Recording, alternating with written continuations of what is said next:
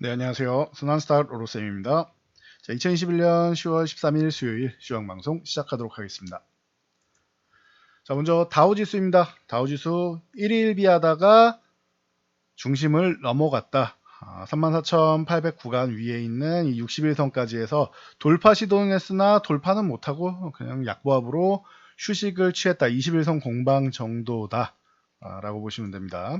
자, 나스닥도 그냥 쉬었습니다. 14,600 위쪽에 돌파 시도는 했지만 21선 아직 터치도 못하고 밀려 내려왔다. 21선 넘어갈 때까지는 조금 기다려야 된다라고 말씀드렸습니다. 넘어가야지 불확실성이 일부 해소된다 말씀드렸습니다. 자, 이슈로는 IMF가 올해 세계 경제 성장률 전망을 소폭 하향했습니다.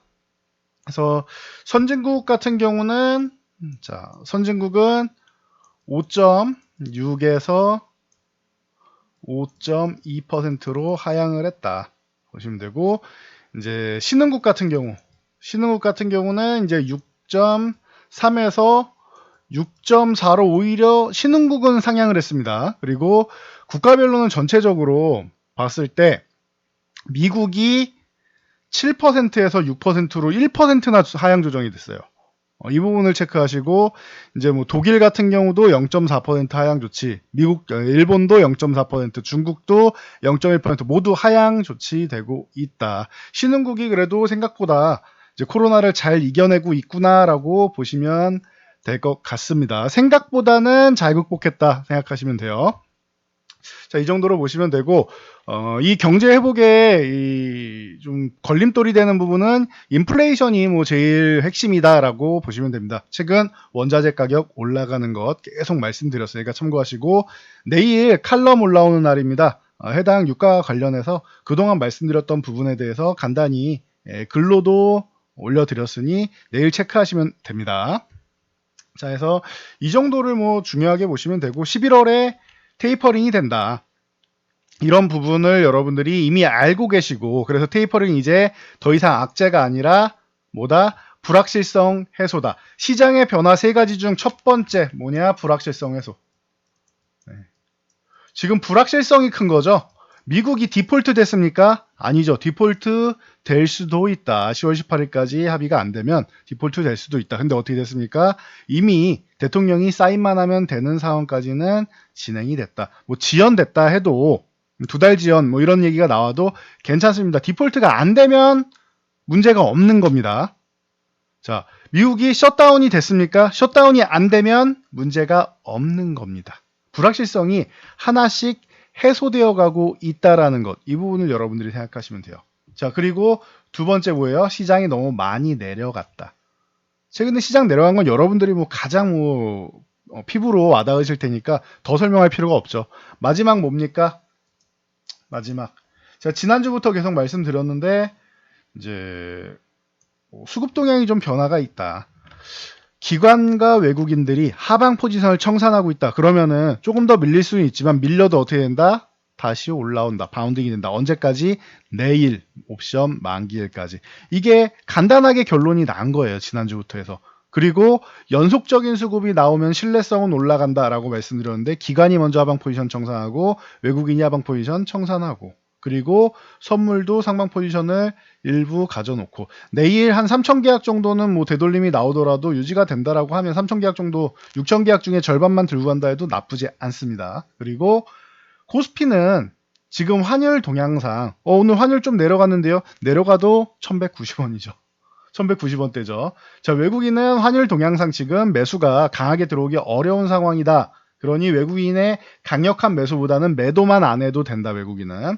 그리고 기관 중에서 다른 건 다 좋은데 금융투자가 많이 매수한 것, 이 부분은 이제 뭐 단기 자금도 크고 이 프로그램 영향력으로 차익 거래도 있고 하기 때문에 너무 큰 신뢰는 할 필요 없다. 금융투자를 제외하고 보시면 된다라고 누누이 말씀드렸습니다. 그리고 코스피는 어떻다? 여전히 약세 구간이니까 2950포인트 이 구간 회복 시도가 나오더라도 뭐 플러스 마이너스 1% 정도 위아래 쪽을 보시면 되는데, 뭐 아예 뭐 3000포인트를 넘어가서 위쪽에 있는 뭐 콜옵션들을 뭐 살린다? 깡통난 걸 굳이 살릴 이유는 없다라고 봅니다. 뭐 살리면 좋겠지만 그 정도까지 뭐 무리를 해서 지수를 끌어올릴 이유는 없다라고 봅니다. 그러면 2950 전후 정도에서 플러스 마이너스 한 1% 정도로 움직일 가능성이 뭐 제일 높지 않겠냐. 오차는 약간 있을 수 있어도 2550 전후가 될 가능성이 높다라고 말씀을 드렸는데 그 정도입니다. 그래서 제일 좋은 거는 그 이후가 만기일 이후가 지금 이중바닥 혹은 뭐 다중바닥 한 3중바닥 이렇게 만들고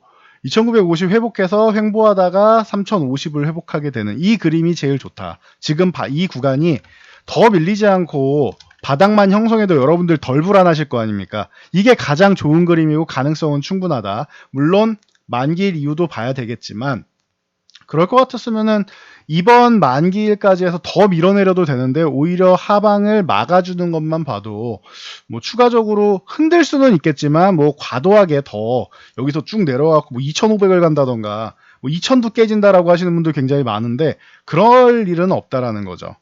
그럴 상황은 아니라는 거죠.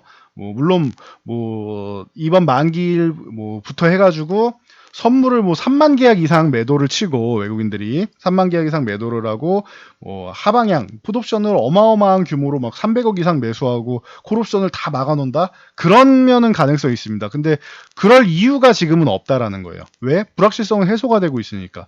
불확실성이 가장 클 때 문제가 되는 것이지 해소가 되고 있다라고 하면은 한 단계씩 나아가는 겁니다. 다음 달에 있는 테이퍼링도 오히려 시행하면은 불확실성이 해소된다. 이미 우리가 알고 있고 시장에 반영이 돼 있다라는 겁니다.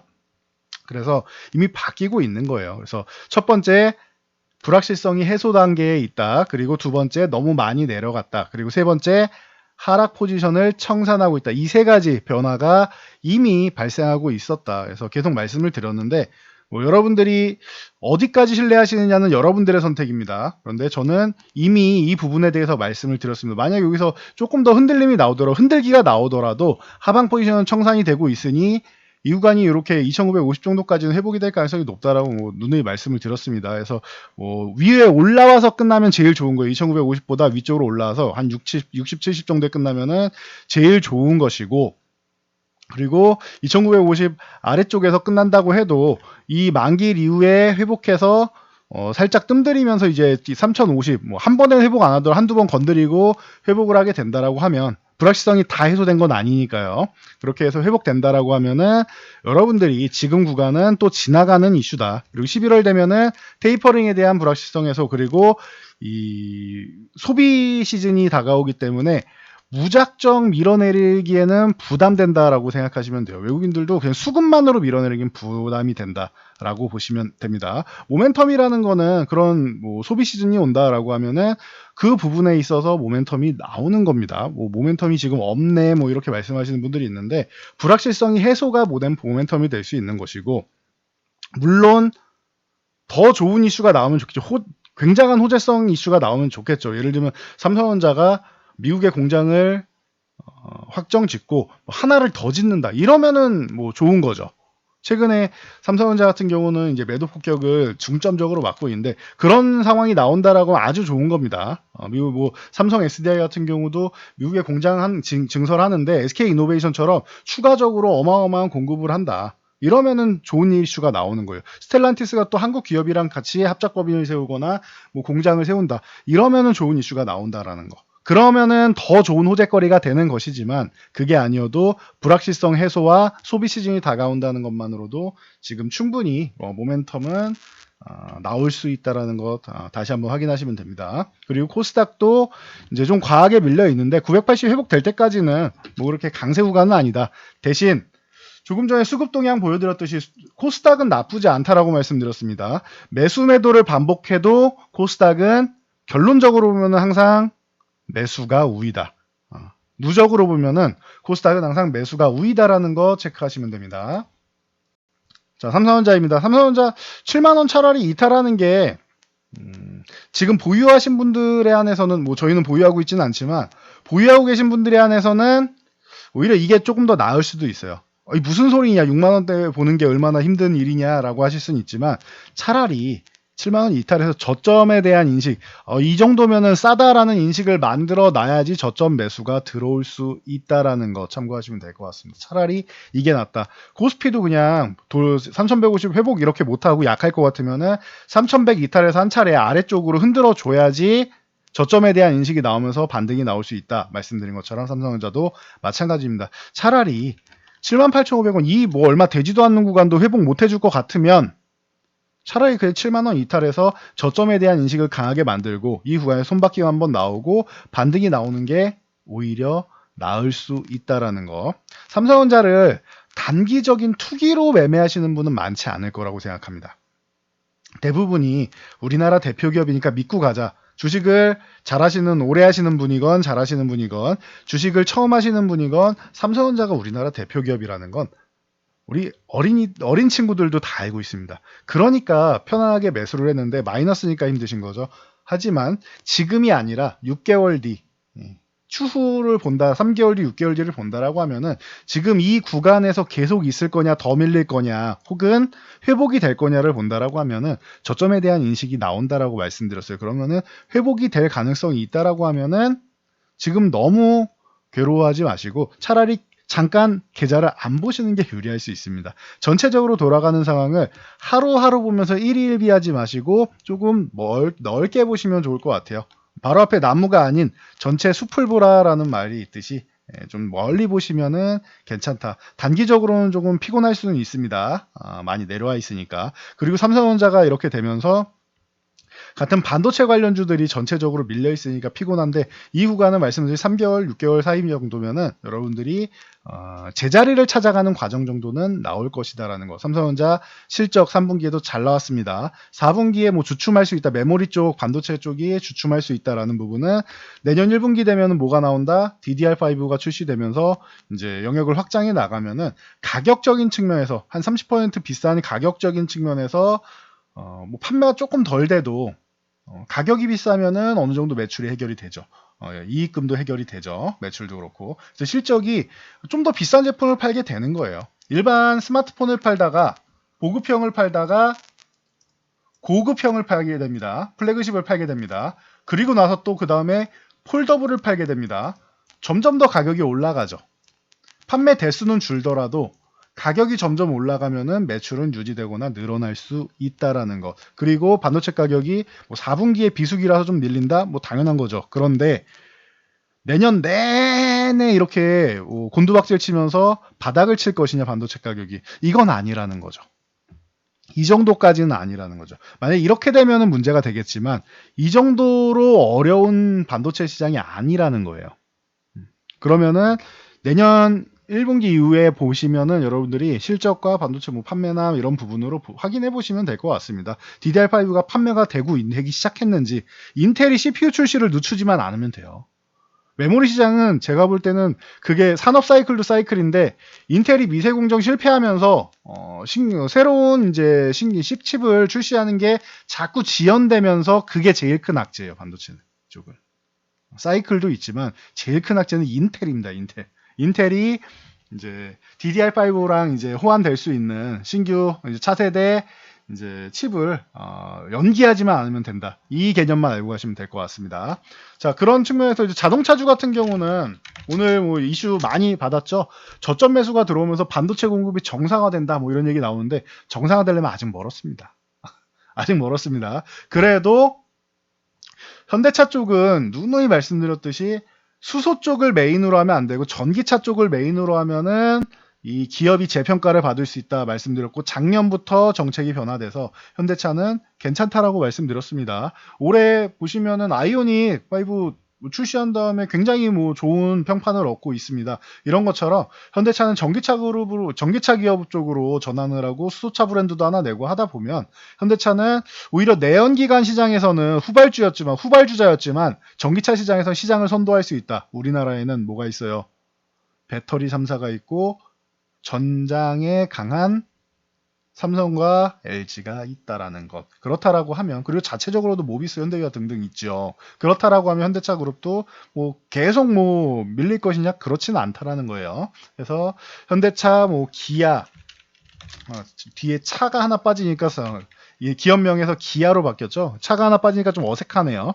현대차, 기아, 그리고 현대모비스, 현대이아 그리고 전기차 하면 항상 봐야 되는 게 만도인데 만도 같은 경우도 이제 기업 분할 이슈가 얘기 나오면서 이제 한 차례 이제 어려움을 겪었는데 안도가 이렇게 6만원 아래 있을 종목 아니라고 누누이 말씀을 드렸습니다. 시간이 해결해 줄 거다 말씀드렸는데 결국 뭐 제자리는 찾아온다. 적어서 6만원에서 7만원 사이 정도는 유지될 것이고, 그리고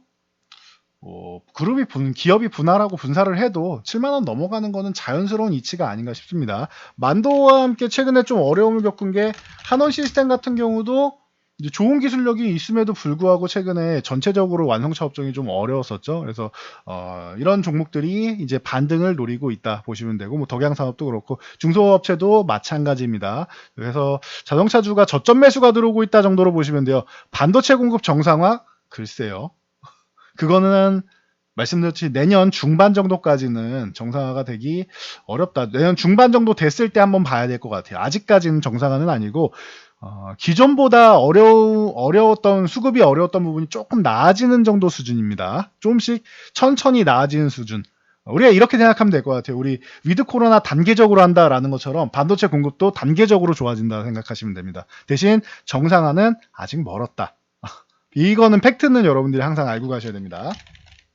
자, 완성차만 그러냐? 카카오랑 네이버 같은 이런 인터넷 업종도 저점 매수에 대한 기대감이 올라오고 있습니다. 자, 최근 하락으로 이 밸류에이션 매력이 부각되기 시작했죠. 그래도 카카오는 12만원을 회복할 때 들어가는 게, 매수하는 게 더 나은 매수 구간입니다. 오늘 저점 매수가 들어왔다라고 하기에는 거래량이 좀 부족해요. 거래량이 좀 탁 타오르면서 12만원 회복해줬어야 좀 좋았을 텐데 아직까지 좀 부족하다. 뭐 내일이든 모레든 12만원 회복하면서 거래량이 이렇게 한 차례 탁 폭발해주는 모습이 나오면은, 그러면은 이제 그때는 이제 카카오를 저점 매수하면서 1차 반등 정도는 노릴 수 있다.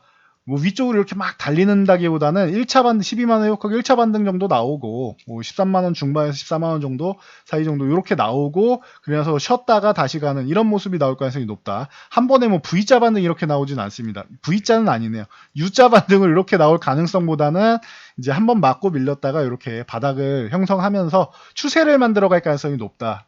그 가능성이 대형주들은 훨씬 더 높습니다. 그래서 작은 종목이 아니기 때문입니다. 대신 이제 카카오는 카카오페이 상장이라던가, 그리고 이제 그동안 골목상권 침해한 부분에 대해서 이제 철회를 하고, 일부 이제 뭐 우리가 이 정도까지는 하겠습니다라고 이제 자녀에 대한 이제 이 상속 같은 부분도 어느 정도는 일단 1차적으로는 해결을 하고, 골목상권 문제도 1차적으로는 해결을 해나가면서 개선의 여지는 보이고 있다라는 부분, 그리고 국내보다는 이제 해외로 뻗어나가겠다라고 얘기하면서 이제 골목시장에 대해서 잠식은 안 한다라는 부분을 이제 어느 정도의 의사는 밝혔습니다. 뭐 행동을 어떻게 취하는지는 추후에 좀 봐야겠지만, 일단은 이제 문매를 맞고 이제 뭐 친숙한 이미지, 카카오 프렌즈 얼마나 귀엽습니까? 라이언이랑 나와서. 그런데 그런 친숙한 이미지에서 이제 도둑놈 심보다라는 이런 비난에서 좀 벗어나서 다시 한번 회복하는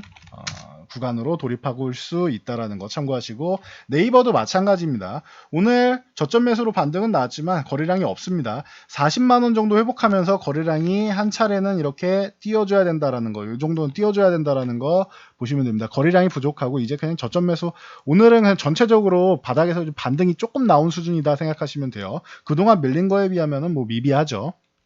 그래서 그냥 저점 매수 정도다.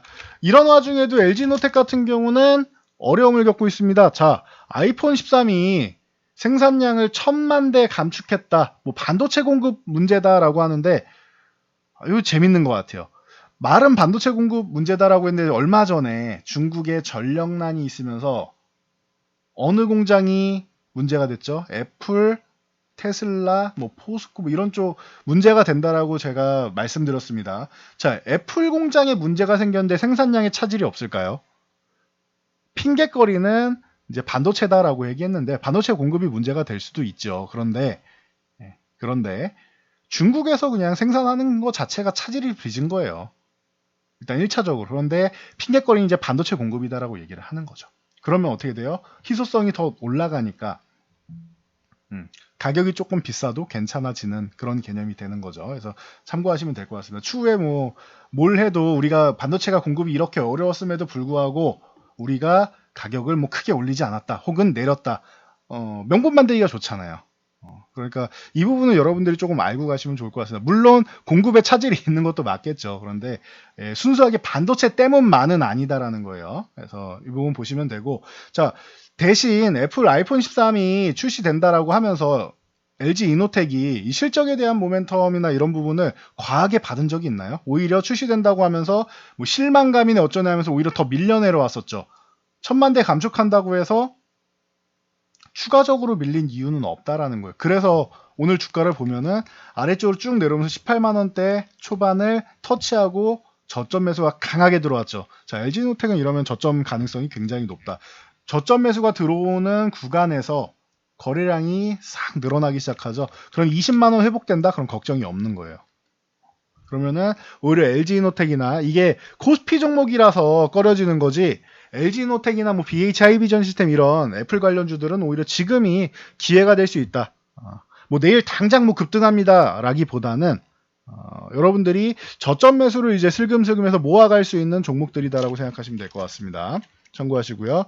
자, 전일 유가 상승 말씀드리면서 대체 에너지들이 움직인다. 그래서 OCI가 대표적이고 하나솔루션도 같이 오르고 뭐 이런 말씀을 드렸습니다.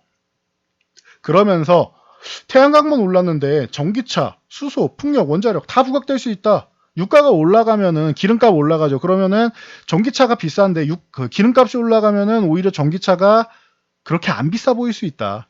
그럼 전기차 관련주는 긍정적일 수 있죠. 자, IMM 프라이빗 에쿼티에서 자회사가 이제 5천억 펀딩을 유치했습니다. 어디다 투자한다?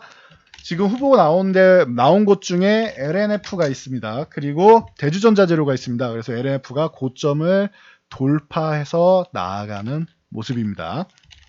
대주전자재료도 이제 실리콘 소재 쪽으로 계속 말씀을 드렸었죠. LG화학하고 계속 얘기가 나오면서 이제 뭐 납품을 하고 했는데 투자처로 LNF랑 대주전자재료가 얘기가 나오고 있으니 여러분들 참고하시면 될 것 같습니다. 뭐 얘기 나오는 거는 뭐 투자를 하게 되면 뭐 500억에서 1000억 정도 투자하지 않겠느냐라는 얘기가 나오고 있으니 참고하시고요.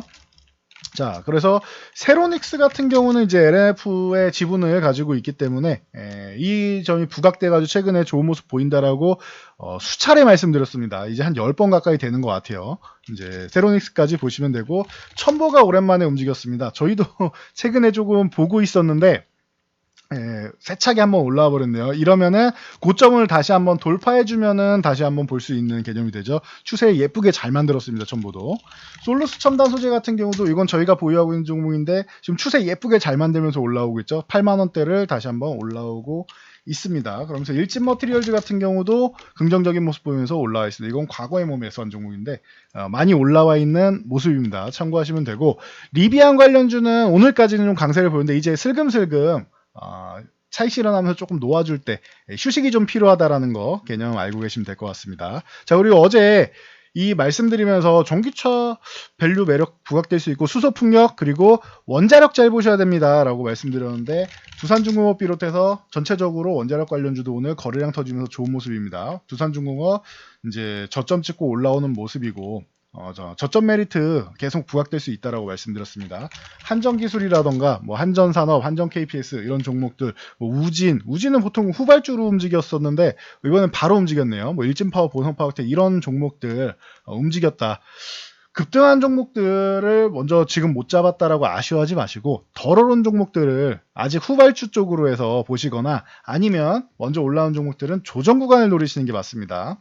이 정도로 보시고, 자, 리오프닝 위드 코로나 쪽으로 해서 화장품 쪽은 저희가 누누이 말씀드렸고 이제 칼럼으로도 지난주에 올려드렸는데 코스맥스가 제일 단단하다라고 말씀드렸는데 벌써 저항 구간에 올라왔습니다. 한 차례 줄이느냐 아니면은 줄이고 돌파한 후에 혹은 조정받을 때 보느냐 구간이니까 이제 매수 타이밍으로 보기에는 가격이 조금 올라와 있습니다. 그래서 지난주에는 아주 뭐 좋은 가격대였죠. 그래서 참고하시고, 색조 화장품 쪽으로는 클리오가 좀 강점이 있다 말씀드렸는데 바닥권에서 이제 슥 한번 올라오기 시작합니다. 이제 봄에 우리 위드 코로나에 대한 기대감이 먼저 있었는데 변이 바이러스 때문에 다시 제자리로 돌아왔죠. 그리고 나서 이제 다시 출발하는 모습을 보이고 있다라는 것. 그리고 연우 같은 경우는 아직 움직임이 없죠. 보통 후발주라고 말씀드렸습니다. 저런 화장품주가 오늘 반짝이 아니라 추세적으로 올라가는데 연우가 안 움직였다라고 하면은 이 밑에서 모아가기보다는 25,000원 회복될 때 들어가는 게 맞습니다. 그래서 후발주 노리실 분들은 이렇게 순서대로 본다라고 계속 강의해드렸습니다. 참고하시고요.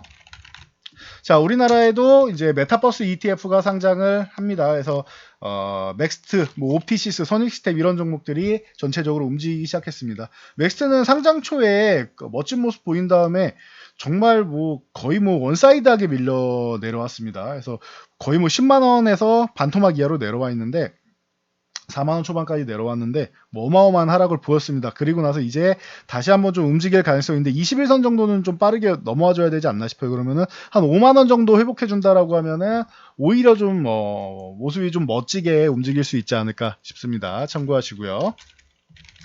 자, 김정은 이제 국방위원장이 이제 한반도 정세 불안정의 근원은 미국이다라고 공격을 했는데 미국에서는 북한에 조건 없이 우리 대화를 하자. 과거부터 계속 얘기를 했죠. 얘기를 하고 있습니다. 근데 북한이 원하는 건 조건 없는 게 아니죠. 조건이 있죠, 북한은. 북한은 조건을 달고 대화를 하는 것을 원하기 때문에 뭐 아직까지는 좀 뭐 대화가 원활하게 이루어지지 않고 있는데 일단 북한에서 뭐 급하다라고 하면 대화에 응하면서 이제 미국은 바로 안 들어줄 것 같으니 우리나라에다가 뭔가 식량이나 뭔가를 지원받을 수는 있을 것 같습니다. 그러니까 최근에 뭐 얘기를 좀 따뜻하게 얘기하고 있죠. 그래서 뭐 아난티를 비롯해서 뭐 대아TI, 신원, 뭐 JST나 이런 이제 경협주들이 움직이는데 그렇다라고 하면은 이쪽 뭐 개성공단 관련주도 있지만 이제 식량 관련주 쪽 보는 것도 가능할 것 같습니다. 비료주나 식량 쪽으로 해서 뭐 조비, 경농, 뭐 아시아 종류, 대우 뭐 등등등등 있다라고 계속 말씀을 드렸었는데 뭐 남해화학이 뭐 가장 묵직한 종목이고요. 이런 식량 관련 쪽으로도 보시는 것도 뭐 방법이 될 것 같습니다. 자, 넷게임즈 얼마 전에 말씀드렸는데 블루 아카이브가 내일 사전 예약을 시작합니다. 그러면은 최근에 많이 올라와 있는 모습이죠. 그렇다라고 하면은 여러분들은 이제 결정을 하셔야 될 때가 왔습니다. 만약 내일 사전 예약 출시를 했는데 사전 예약을 시작을 하는데 이게 예상보다 못할 것 같다라고 하면은 이제 재료 노출로 정리하시는 게 맞는 거고 기대감만큼 잘 될 것 같다라고 하면은 여러분들이 지금은 꾹 들고 가시는 게 맞습니다. 그래서 게임 쪽 같은 경우는 이제 뭐 게임이든 드라마든 그 출시하기 전과 이제 출시 이후 뭐 이미 해외에는 출시가 돼 있는데 이제 전후가 이제 반응에 따라서 달라지는 것이기 때문에 나는 불확실성이 싫다 하시는 분들은 이제 뭐 한번 좀 이제 정리하면서 가는 것도 방법이 될 것 같습니다. 최근에 게임주들은 뭐 꾸준히 볼만하다라고 계속 말씀드리고 있습니다. 특히 신작 모멘텀이 있는 그리고 해외 모멘텀이 있는 종목들은 여러분들 관심 가져볼 만합니다. 자, 철강주 중에서는 포스코나 현대해철 뭐 이런 뭐 종목들이 있지만 가장 좋은 게 뭐다?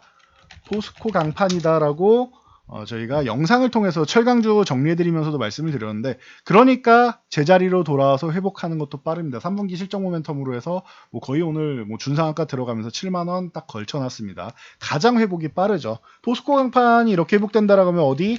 동국제강도 같이 보시면 된다. 조금 더 무거운 종목일 뿐이지 적어도 17,000원 구간에서 저점 형성하고 18,000원 이렇게 회복한다.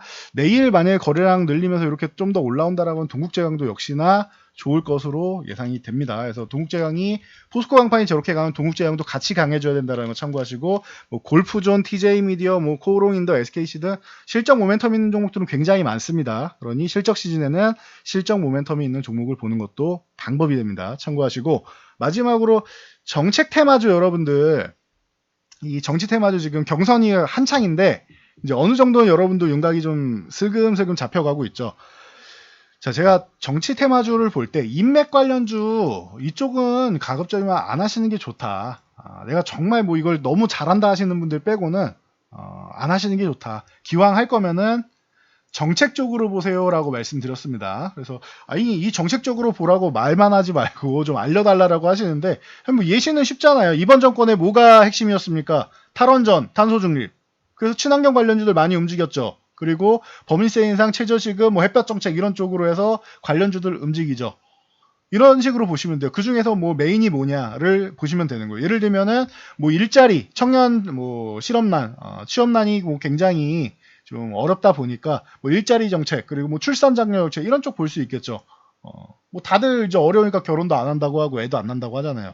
그래서 인구 고령화만 늘어나고 출산율은 뭐 세계 최저 수준이고 그러면은 뭐 출산장려 정책을 하면은 어느 쪽이 좋습니까? 유아용품 쪽이 좋을 거 아닙니까? 그러면은 뭐 예를 들면 아가방이라던가 제로 투 세븐이라던가 뭐 과거에는 뭐 보령 매드양스였지만 뭐 이런 아가방이라던가 제로 투 세븐이라던가 아니면 삼성 출판사라던가 뭐 핑크폰 관련 뭐 이런 삼성 출판사든 뭐 유엔젤이 됐던 뭐 이런 종목들을 보시면 되겠죠. 캐리소프트가 됐건 손오공이 됐건 이런 식으로 여러분들이 정책을 보고 해당 관련주를 보시면 돼요. 차라리 이게 누가 되던 앞으로의 과제가 무엇이냐를 봤을 때 뭐 일자리나 출산 장려 정책 뭐 이런 쪽이 될 것 같다 그럼 관련주들을 보시면 돼요. 일자리 관련주 전에 한번 정리해 드렸죠. 그러니까 이런 식으로 여러분들이 정책 관련주를 볼 때는 해당 가능성이 제일 높은 후보 2명 정도를 보시면서 그 정책이 무엇인지 그리고 공통되는 정책도 있습니다. 그런 정책들을 보신다라고 하면은 그냥 다음 정권 내내 이슈가 될 가능성이 높다.